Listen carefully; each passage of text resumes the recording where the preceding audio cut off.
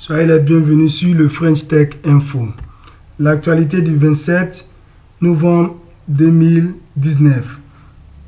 Les législateurs américains ont exprimé leur inquiétude devant le maintien en détention de Sowore. La raison pour laquelle les Nigérians ne font plus confiance au président Muhammadu Buhari. Donc, commençons avec le premier titre. Ces deux législateurs américains ont adressé une pétition au chef de la mission nigériane en Amérique pour demander la libération du militant pour la démocratie et éditeur de Sahara Reporters, Omoyele Sowore.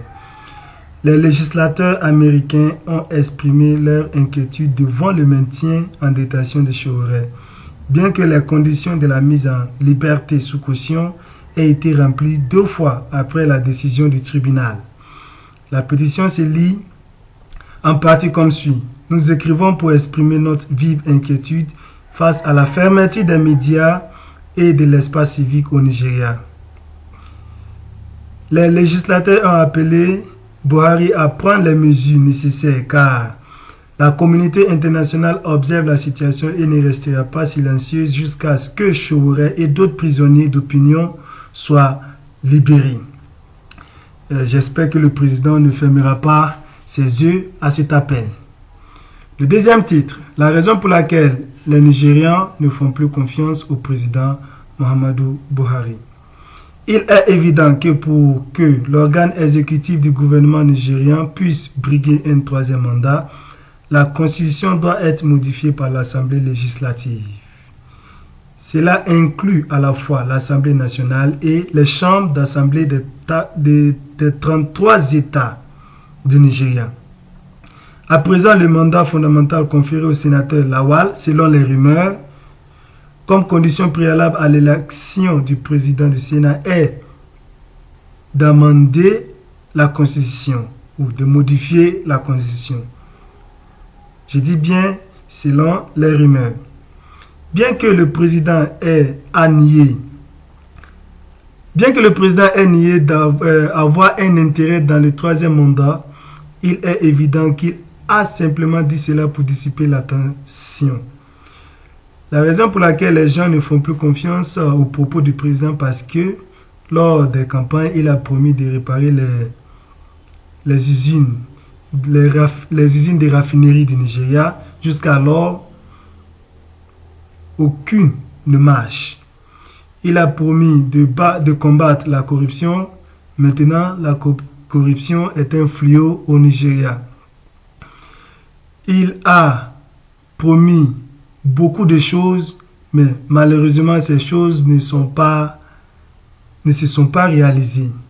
Donc, c'est pourquoi les Nigérians, lorsque le président dit quelque chose, les Nigérians pensent au contraire. Le président du Sénat a précisé que tout projet de loi émanant du président serait avantageux pour tous les Nigériens et qui serait donc adopté à la hâte. Il dit, je peux affirmer avec autorité qu'il ne faisait référence à rien d'autre que l'amendement à la Constitution pour laisser de la place au programme du 3e mandat. Oui, cela est une suspicion parce que si toute chose venant du président doit être acceptée par le Sénat, ce qui veut dire que le président est libre de faire passer n'importe quelle loi. Et bien évidemment, nous voyons qu'au Sénat, il y a 2 projets de loi. Premièrement, le projet de loi contre les propos haineux et le deuxième projet de loi, c'est contre les réseaux sociaux. Il ne veut plus que les Nigérians parlent librement et s'ils réussissent à appliquer ces 2 lois, ce qui veut dire que la troisième méthode qui consiste à demander au Sénat d'amender la Constitution sera aussi acceptée par le Sénat. Et par conséquent, le Sénat va autoriser le président et les autres gouverneurs à pouvoir aller pour un 3e mandat. Si un Nigérian est contre cela, ce Nigérian sera attrapé par les 2 précédentes lois que je viens de mentionner. Oui. Le président Buhari a rencontré la semaine dernière les présidents des chambres d'assemblée des 36 États du Nigeria. Tout est une question de familiarisation pour l'amendement à la Constitution. Sinon, quel était le programme? Parce que bien avant cela, bien avant la semaine passée, il n'a jamais appelé les présidents des chambres d'assemblée de 36 États du Nigeria. Oui, ceci est le premier. Et pour quelle raison?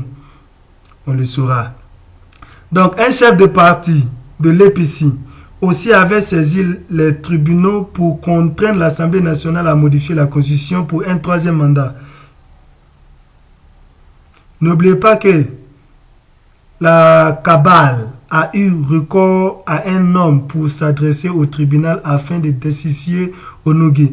Oui, pour destituer l'ancien chef du secteur judiciaire du Nigeria, il y a eu un homme qui a écrit une pétition à la Cour de justice et puis c'est de là que l'ancien président du secteur judiciaire a été destitué.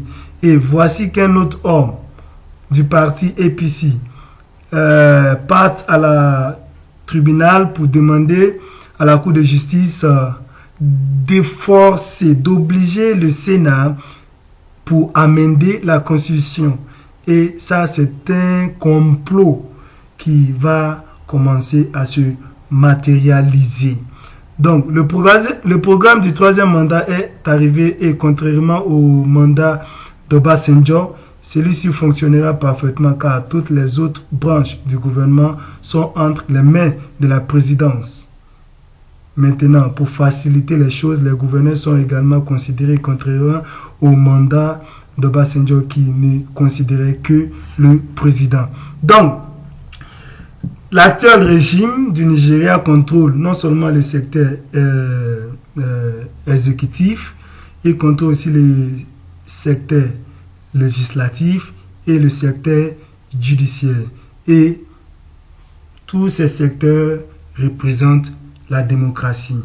Disons, le président du Nigeria est vraiment un président qui est très fort, qui peut faire tout ce qu'il veut, quand il veut et rien ne se passera. Donc merci pour